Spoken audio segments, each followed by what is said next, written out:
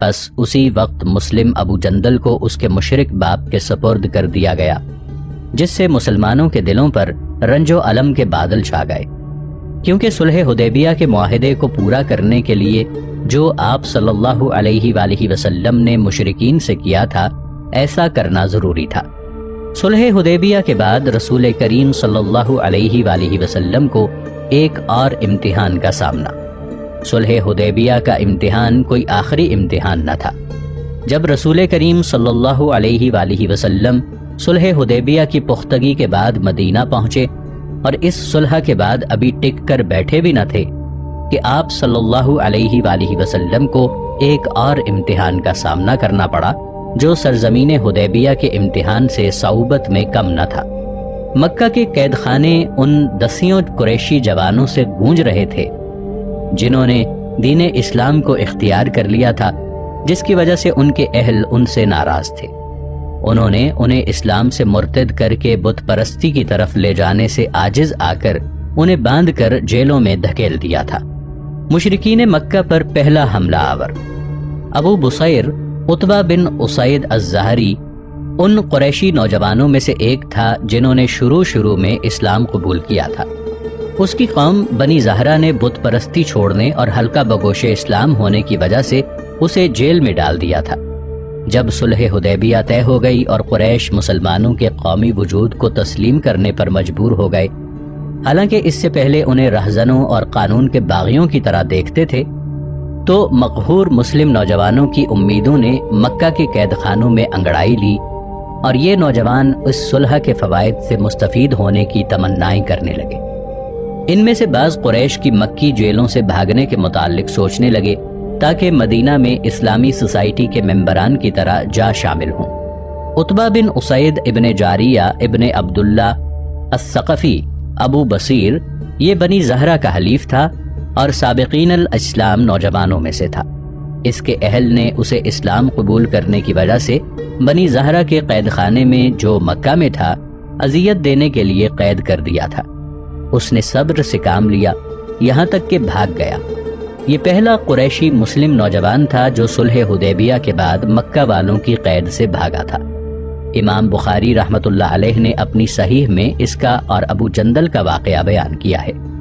ابو بصیر عیس کے انقلابیوں کا لیڈر تھا۔ اس نے قریش سے دشمنی کے لیے عہد نبوی میں ساحل سمندر پر اپنی آزاد حکومت قائم کی ہوئی تھی، جو صلح حدیبیہ کی شرائط کی وجہ سے مسلمانوں سے مرتبط نہ تھی، لیکن وہ نبی کریم صلی اللہ علیہ وآلہ وسلم اور آپ کے اصحاب سے پوری محبت رکھتی تھی۔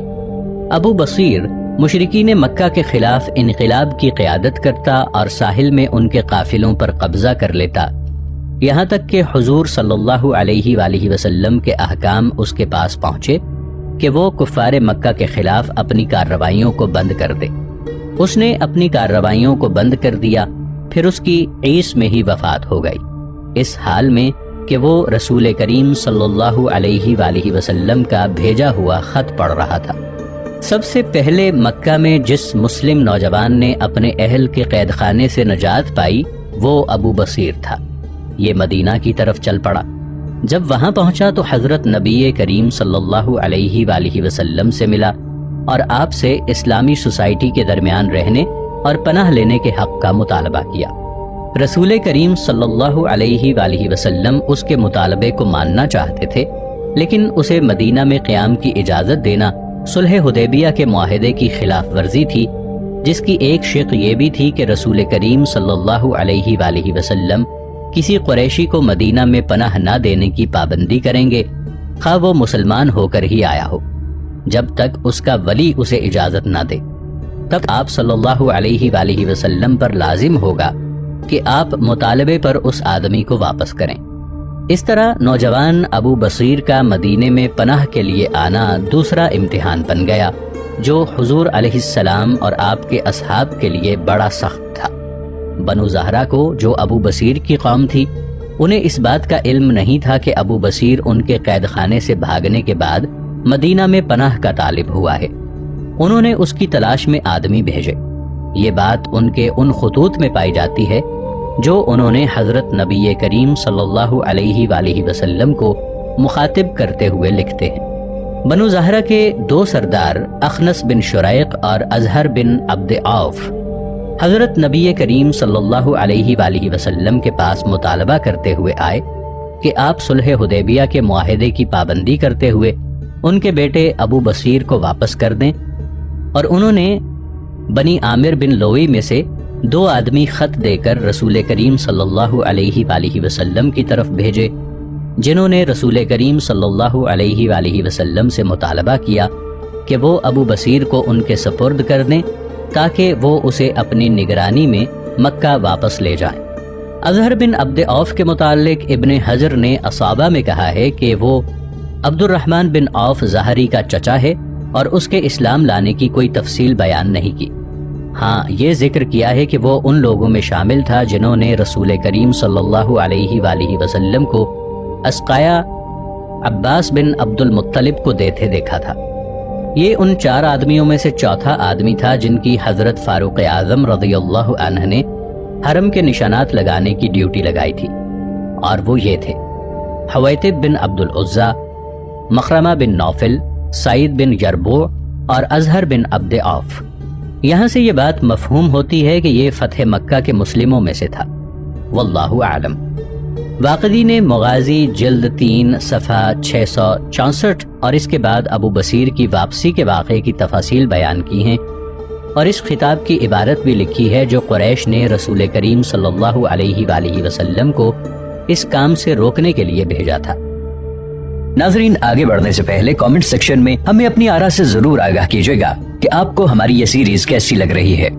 میں ہوں طاہر عبید چودھری۔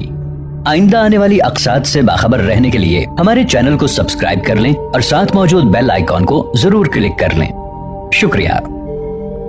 وہ کہتا ہے کہ اخنس بن شریق اور اظہر بن عبد عوف ظاہری نے رسول کریم صلی اللہ علیہ وآلہ وسلم کی طرف خط لکھا اور اسے بنی عامر بن لوی کے ایک آدمی کے ہاتھ بھیجا، جسے انہوں نے ایک جوان اونٹ کے عوض کرائے پر لیا تھا۔ اس کا نام خنیس بن جابر تھا، اور عامری کے ساتھ اس کا غلام کوثر نام بھی نکلا، اور ان دونوں نے خنیس بن جابر کو اونٹ پر سوار کرا دیا، اور دونوں نے اپنے درمیان ہونے والی صلح کو یاد کرواتے ہوئے لکھا کہ ابو بصیر کو واپس کر دیں۔ یہ دونوں آدمی ابو بصیر کے پہنچنے کے 3 دن بعد رسول کریم صلی اللہ علیہ وآلہ وسلم کے پاس آئے۔ خنیس نے کہا: اے محمد صلی اللہ علیہ وآلہ وسلم، یہ خط لیجئے۔ حضور علیہ السلام نے ابی بن کعب کو بلایا۔ اس نے خط کا مضمون سنایا جو یہ تھا: ہم نے جو شرط آپ سے کی تھی آپ اسے جانتے ہیں، اور ہم نے اپنے اور تمہارے درمیان گواہی دی ہے کہ آپ ہمارے اس آدمی کو جو آپ کے پاس آئے گا واپس کریں گے، بس ہمارے ساتھی کو واپس کیجئے۔ تو رسول کریم صلی اللہ علیہ وآلہ وسلم نے ابو بصیر کو ان کے ساتھ جانے کا حکم دیا اور اسے ان کے سپرد کر دیا۔ حضرت صلی اللہ علیہ وآلہ وسلم کا ابو بصیر کو قریش کے سپرد کرنا۔ جب رسول کریم صلی اللہ علیہ وآلہ وسلم نے بنی زہرہ کے دونوں سرداروں کا خط لے لیا اور اس کے مضمون سے آگاہی حاصل کر لی، تو آپ صلی اللہ علیہ وآلہ وسلم کو قریش کے دونوں پیغمبروں کے پاس ابو بصیر کے سپرد کرنے کے سوا کوئی چارہ نظر نہ آیا۔ آپ نے یہ کام معاہدہ حدیبیہ کی پابندی کے لیے کیا۔ آپ صلی اللہ علیہ وآلہ وسلم نے ابو بصیر کو بلا کر فرمایا کہ میرے لیے ضروری ہے کہ میں تجھے قریش کے پیغمبروں کے سپرد کر دوں تاکہ وہ تجھے مکہ لے جائیں۔ تو ابو بصیر نے بڑی بے چینی اور تکلیف سے عرض کیا: یا رسول اللہ صلی اللہ علیہ وآلہ وسلم، کیا آپ مجھے مشرکین کے حوالے کریں گے جو مجھے میرے دین کے متعلق فتنے میں ڈال دیں گے؟ تو رسول کریم صلی اللہ علیہ وآلہ وسلم نے اسے فرمایا: اے ابو بصیر، تجھے معلوم ہی ہے کہ ہم نے ان لوگوں سے عہد کیا ہوا ہے، اور ہمارا دین خیانت کی اجازت نہیں دیتا، اور اللہ تعالیٰ یقیناً تیرے اور تیرے کمزور ساتھیوں کے لیے رہائی اور کشائش کی سبیل بنائے گا، بس اپنی قوم کی طرف چلا جا۔ ایمان راسخ کیا کام کرتا ہے؟ ابو بصیر کے ایمان راسخ نے اسے اس کی بات کی اجازت نہیں دی کہ وہ حضرت نبی کریم صلی اللہ علیہ وآلہ وسلم کے حکم کے بارے میں مناقشہ و مجادلہ کرے، بلکہ آپ صلی اللہ علیہ وآلہ وسلم نے اسے جدا کر کے مشرک قوم کے دونوں نمائندوں کو اس کے ہاتھ پکڑا دیے تاکہ وہ اس کے علم کے بغیر اسے کندھوں سے جکڑ لیں۔ اس کا مفہوم یہ ہے کہ وہ اسے مکہ کے قید خانوں میں